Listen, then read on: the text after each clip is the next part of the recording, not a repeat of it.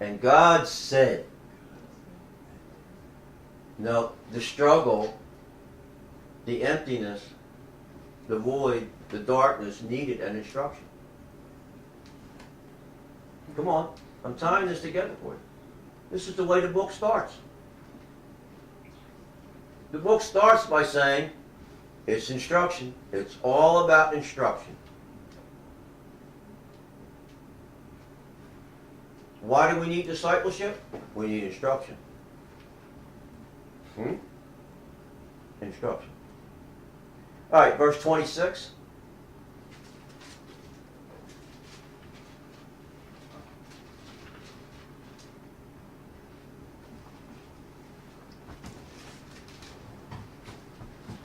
And God said, let us, who's us? Father, Son, and the Holy Ghost. Let us, in our image,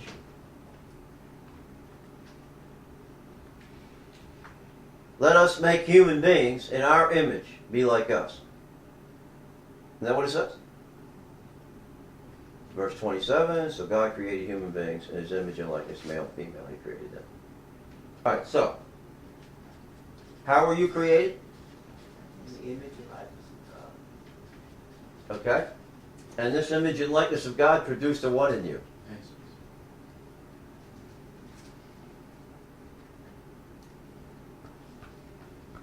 How did the king know Nehemiah was sad? His countenance. So image and likeness produce a countenance. Now watch this.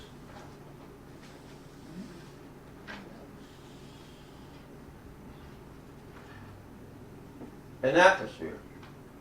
Draw a circle.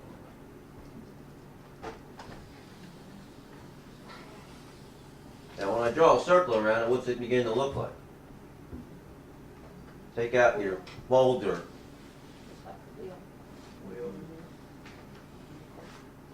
This is a brand new folder that Miss Glenda got. There. See that? Turn around and look.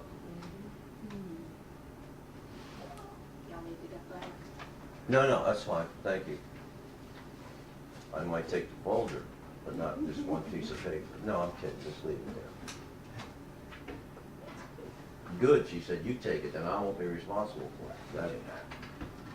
All right. So, this image and likeness created an environment, an atmosphere that reflected the light. What light?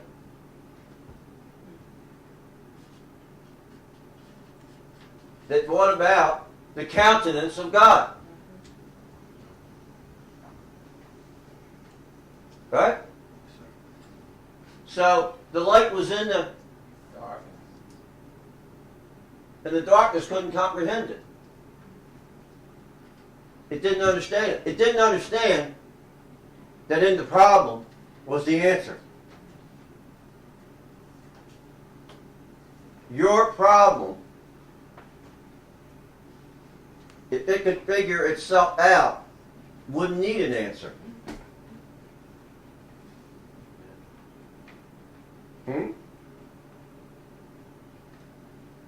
Wouldn't need one. So here's Genesis 1:1.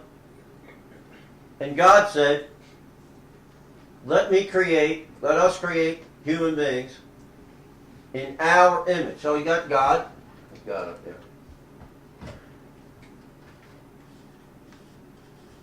Now watch this. Now draw me one like that. No. Just give me one like this.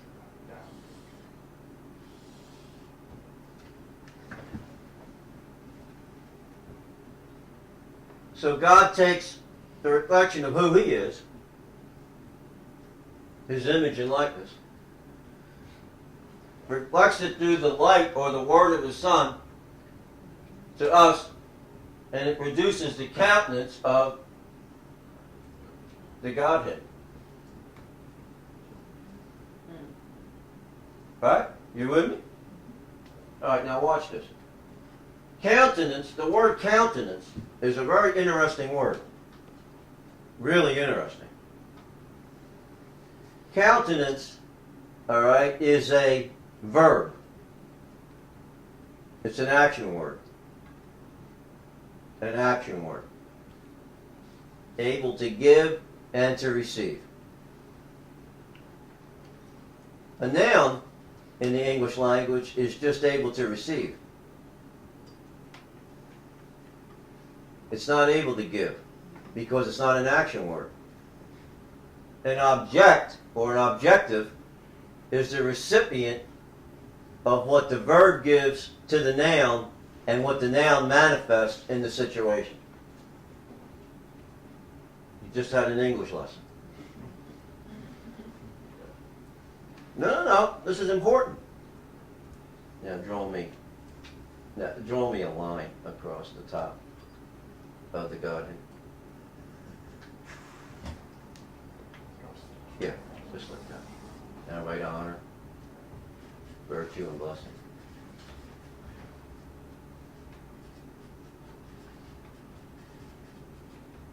I want to take this drawing just a little deeper. Don't frown, Jasmine. It's not good for you. Okay? You'll get some understanding. Just chill out. I know I'm a little old and slow, but we'll get there. Jeez, kids. All right. So, in order for God to take you to a place of honor and blessing, He has to take it through the essence of who He is.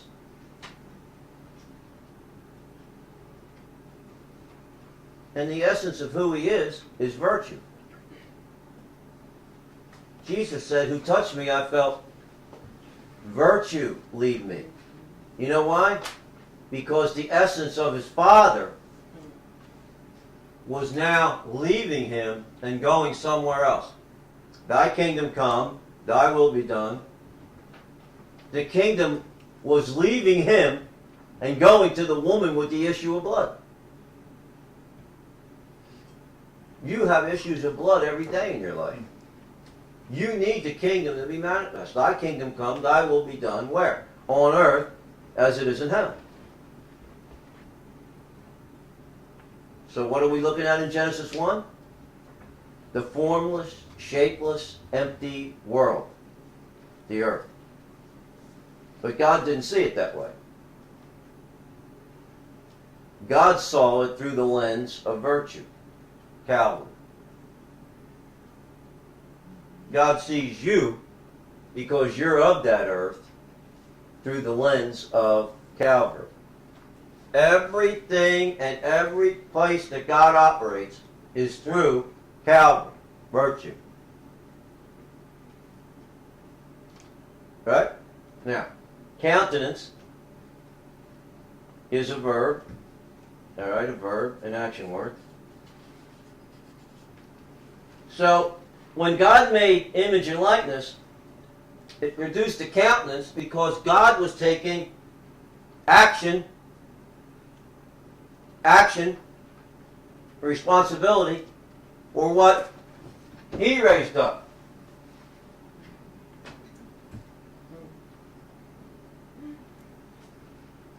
Yeah, now she's smiling, see? And in order for that to happen, He needed someone to receive it. So He created human beings. He created man. So man, all right, was the essence of God's manifestation on earth of God's blessing. So He takes the blessing of God through the virtue of the cross, right?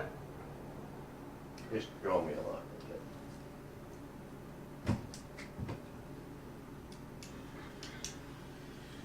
Give me a little one that goes above it. Yeah. So, the blessing of God comes through those who honor God's decision. And when they do, it manifests a countenance on the earth because it's His image and His likeness.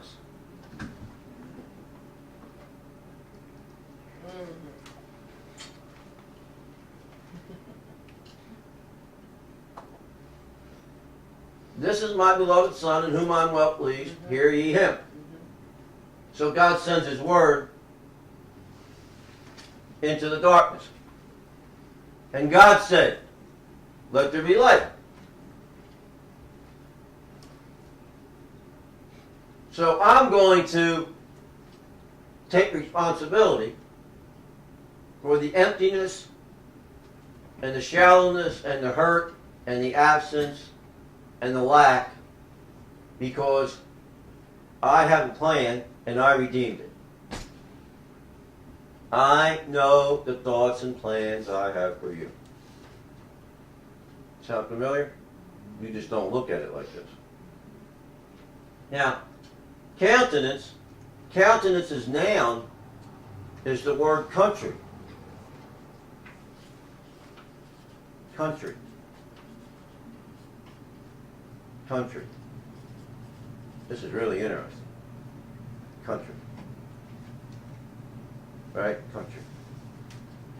And God told Abraham to leave his what? His country.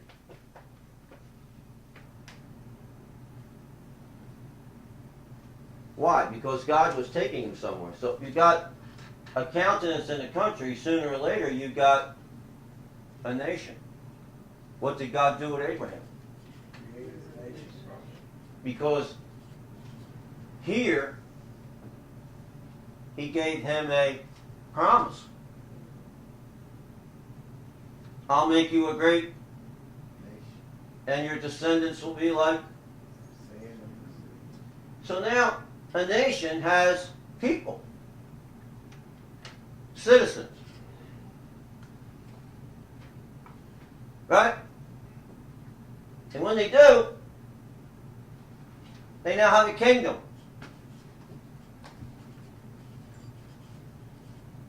Thy kingdom come, thy will be done on. How does God do that? Through you.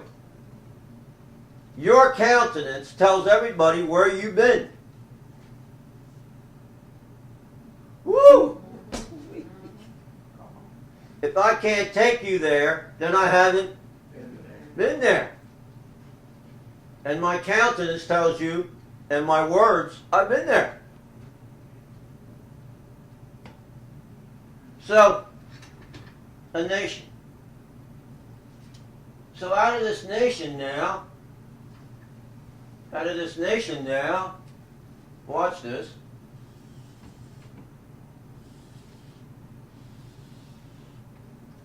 Now, the last time I checked, okay? Yeah, that's it. Watch this.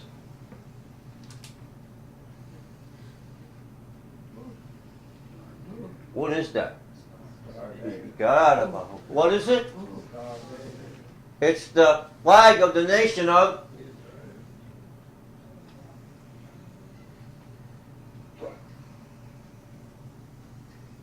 What's the whole thing about Nehemiah about?